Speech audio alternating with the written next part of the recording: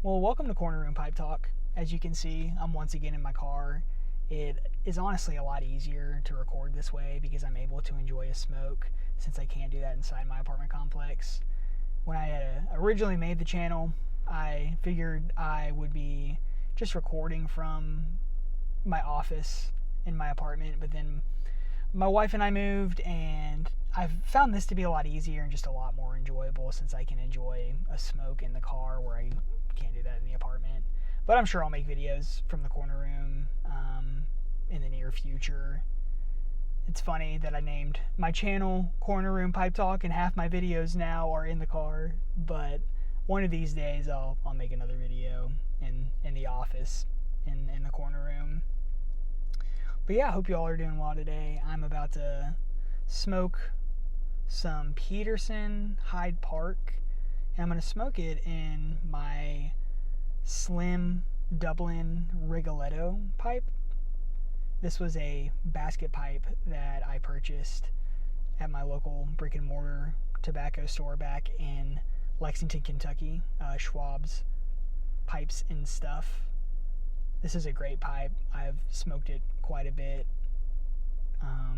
For how inexpensive it was, I've been incredibly happy with it. But really enjoy it. And it's a small pipe, but really the bowl can pack in quite a bit. So that's definitely something that I enjoy.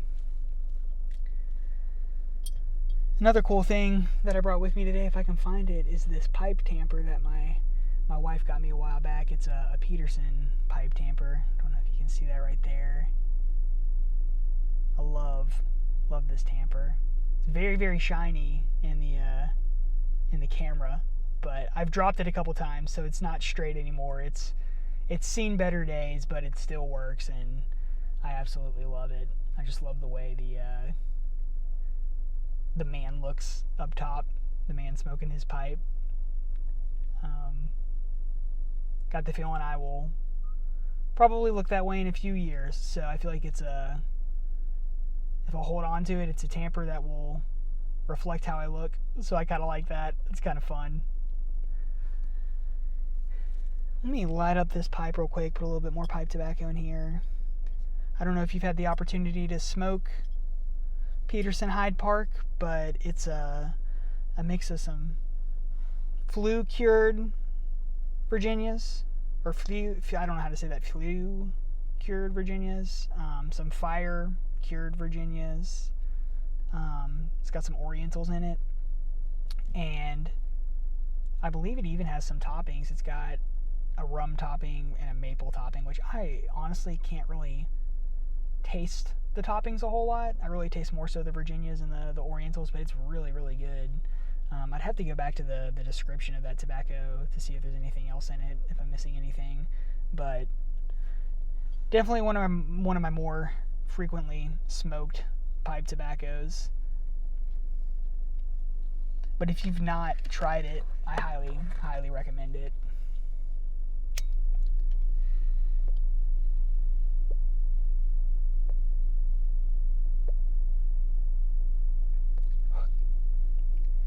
I'm using a Bic lighter right now because I somehow broke my Zippo lighter. I'm not sure how that happened, but I need to replace that because I really liked it. But right now I'm just making do with what I have and using my Bic lighter. So it works for what I'm doing right now, so I can't complain. But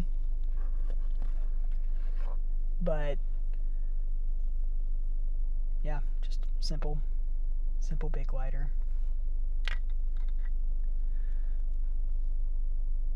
The Monday Night Football game for the NFL is happening here in a couple hours, and I'm excited for that. I'm a Chicago Bears fan, and my wife is a Minnesota Vikings fan, so it's going to be an interesting night.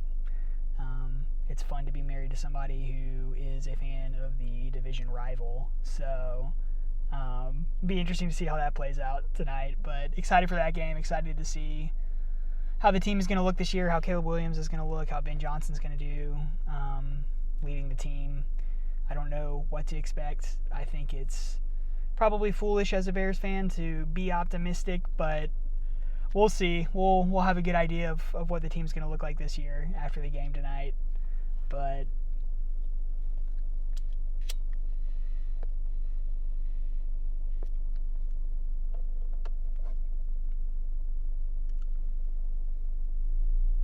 something that I've been wanting to share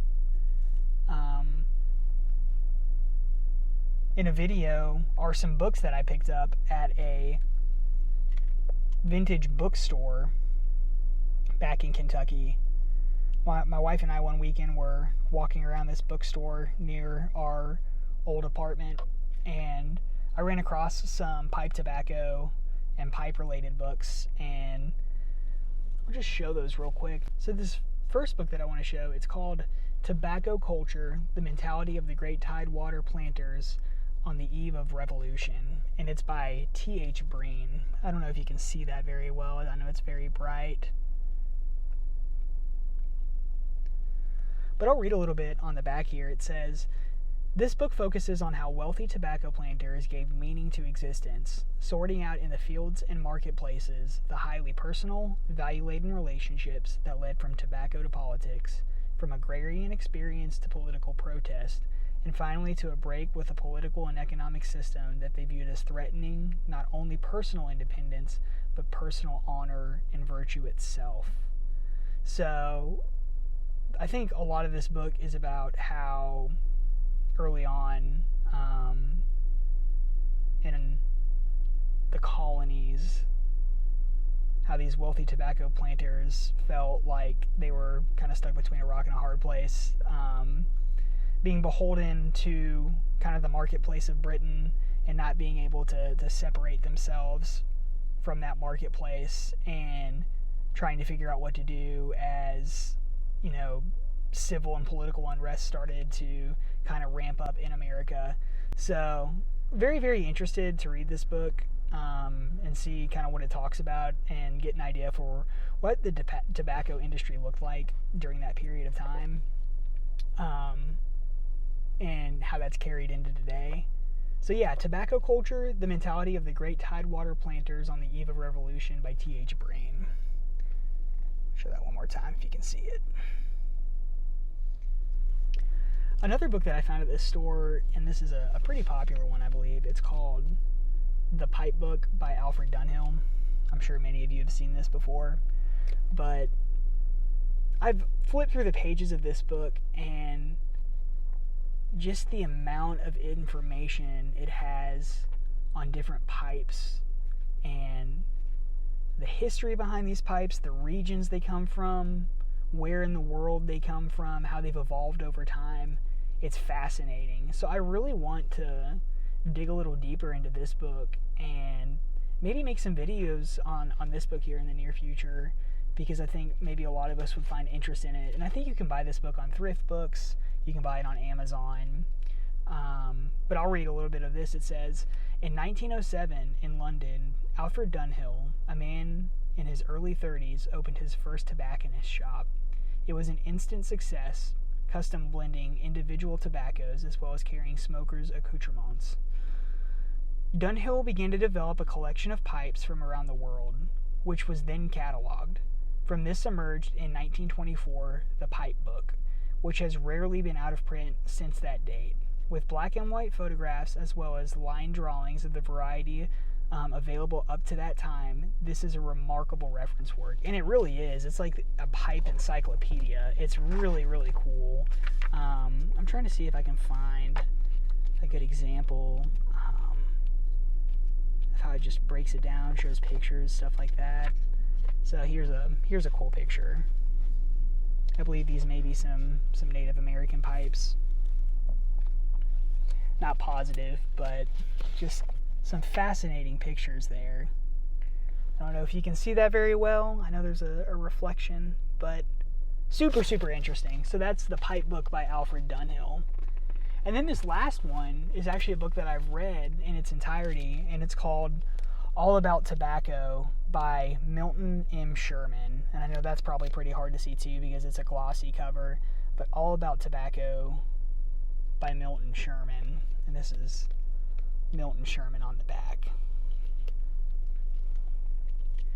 So this book really just gives a really good high-level summary of, from beginning to end, the tobacco process. It talks about American leaf tobacco. It talks about processed tobaccos, orientals. It talks about how tobacco is flavored. It talks about how it's cut, how it's manufactured. It talks about the best ways to blend pipe tobacco. And then it talks about the manufacturing of pipe tobacco in the United States. It even talks about the different types of pipes, the different materials pipes are made from, and it really just gives a concise summary, but also within that concise summary, like a lot of detail that I didn't know going into it. So I thought that those 3 books were really cool finds, and I apologize if this video is a little choppy. My video stopped recording 3 or 4 times while I was doing this, but I think it should be fine. But yeah, wanted to share those with you all. I plan to talk about at least the pipe book and all about tobacco in the future, and then we'll see from there if I want to talk about the other book. But really, really interesting stuff. But I'm gonna relight this pipe again and start enjoying that.